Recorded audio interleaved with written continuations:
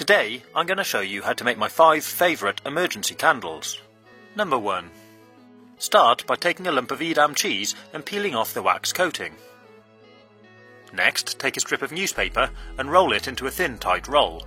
We'll use this as a wick. Then tear off a strip of the cheese wax, put the wick in at one end and tightly roll up the wax until you have something which looks like this. Light it up and there we have our first finished candle. Number 2. Start by taking a block of butter and using a sharp knife cut off a piece like this. Then, using a thin screwdriver, poke a hole down the middle.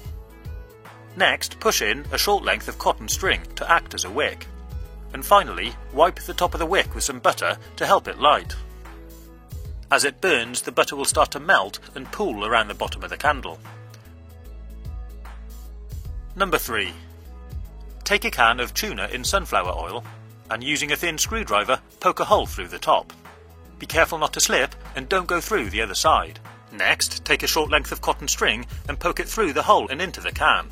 Use a pair of scissors to cut off any excess. Then, go ahead and light it up.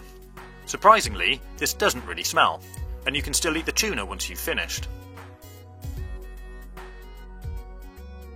Number 4. Take a wax colouring crayon and simply light up the end.